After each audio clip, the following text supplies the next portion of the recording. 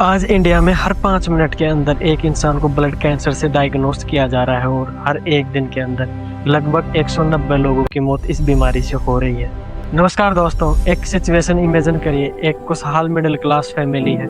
अचानक घर के एक बेटे को हल्का पेट दर्द हो जाता है। वह डॉक्टर के पास जाता है, कुछ टेस्ट वगैरह करवाता है और रिपोर्ट में उसे ब्लड कैंसर आता है। उस एक पल में उस परिवार की पूरी दुनिया बदल जाती है। लेकिन असली डर उस बीमारी का नहीं है। असली डर वो सवाल है जो आज भारत के लाखों परिवार पूछ रहे हैं, इलाज का पैसा कहां से आएगा। हाल ही में एक डॉक्टर ने सोशल मीडिया पर दिल दहलाने वाली पोस्ट शेयर की है।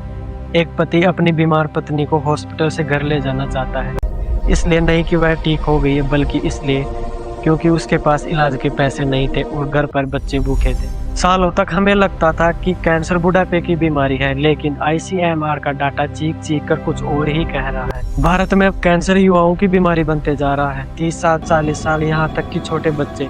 आखिर हमारे शरीर के साथ ऐसा क्यों? आज की इस वीडियो में हम कैंसर के ऊपर एक पूरी डीप स्टडी करेंगे।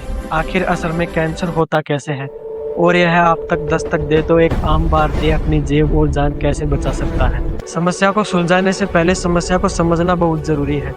कैंसर आखिर चीज क्या है? हमारे शरीर को एक फैक्ट्री मान लीजिए जिसमें अरबों कर्मचारी हैं, जिन्हें हम कोशिकाएं कहते हैं। एक नॉर्मल फैक्ट्री में कर्मचारी काम करते हैं, बूढ़े होते हैं, रिटायर्ड हो जाते हैं और उनकी जगह नए कर्मचारी आ जाते हैं और यह डिसिप्लिन चलता रहता है। लेकिन सोचिए, अगर कोई कर्मचारी बागी हो जाए, वह रिटायर्ड होने से मना कर दे, वह मरना बंद हो जाए और अपने ही क्लोन कॉपीज बनाना शुरू कर दे, वो फैक्ट्री का सारा खाना, बिजली, पानी खुद इस्तेमाल करने लग जाए और फैक्ट्री के सारे अच्छे कर्मचारियों को भूखा मार दे, यही कैंसर है। बायोलॉजिकल भाषा में यह DNA में एक म्यूटेशन से शुरू होता है। हमारे DNA में 2 तरह के ड्राइवर होते हैं। पहला होता है ऑन्कोजीन्स, जो कि एक एक्सीलेटर का कार्य करता है, यानी सेल्स को बढ़ाने का कार्य करता है। दूसरा ट्यूमर सप्रेसर जीन्स, जो कि ब्रेक का कार्य करता है, यानी सेल्स को बढ़ने से रोकने का कार्य करता है। कैंसर तब होता है जब एक्सीलेटर दब जाए और ब्रेक फेल हो जाए। आखिर ये ब्रेक कब फेल होते हैं? इसके 2 कारण हैं। जेनेटिक्स, अपने माता पिता से खराब जीन्स मिले। दूसरा है एनवायरनमेंट, आपकी लाइफस्टाइल ने उस ब्रेक को तोड़ दिया और यहीं पर कहानी डरावनी हो जाती है। NCRP की एक रिपोर्ट के मुताबिक भारत में कैंसर के मामले 2026 तक 13% तक बढ़ जाएंगे। लेकिन चौंकाने वाली बात यह है कि फेफड़ों का कैंसर उन लोगों को हो रहा है जिन्होंने सिगरेट को कभी हाथ भी नहीं लगाया। अगर आप दिल्ली, मुंबई या किसी मेट्रो सिटी में रह रहे हैं तो बधाई हो, आप बिना पिए ही रोज की 15 से 20 सिगरेट पी रहे हैं। PM 2.5 के कण इतने बारीक होते हैं कि सीधे आपके खून में मिलकर DNA को डैमेज करते हैं। यही कारण है कि भारत के अंदर नॉन स्मोकिंग कैंसर तेजी से बढ़ रहा है। दूसरा सबसे बड़ा कारण है, हम भारतीयों को तली हुई चीजें पसंद है, लेकिन उसका कारण समोसा नहीं है।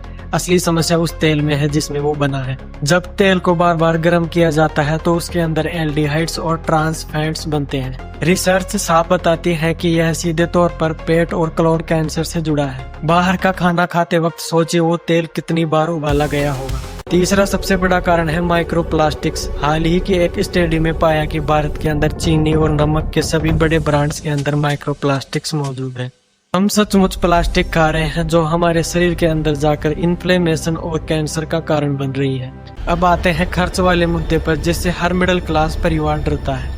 2026 के अंदर कैंसर का खर्च कितना है? मैंने सभी बड़े अस्पतालों के रेट चेक किए हैं, जिसके अंदर कीमोथेरेपी, जिसका खर्च लगभग 20,000 से 1 लाख प्रति साइकिल आता है। दूसरी है इम्यूनोथेरेपी, यह एक जादुई दवा है जिसकी कीमत 1.5 लाख से 4 लाख प्रति डोज हो सकती है। PET स्कैन, एक बार स्कैन कराने का खर्च 10,000 से 25,000।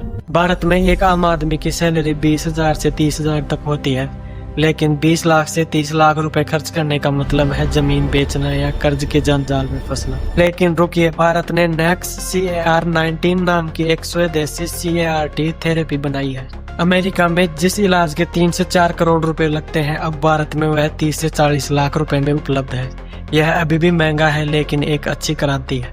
साथ ही टाटा मेमोरियल हॉस्पिटल, जहां 60 से 70% इलाज सब्सिडी पर या मुफ्त होता है, लेकिन वहां भीड़ और वेटिंग लिस्ट बहुत ज्यादा है। आज समाज में कैंसर को लेकर ऐसे झूठ फैल रहे हैं जो इस बीमारी से ज्यादा जानलेवा है।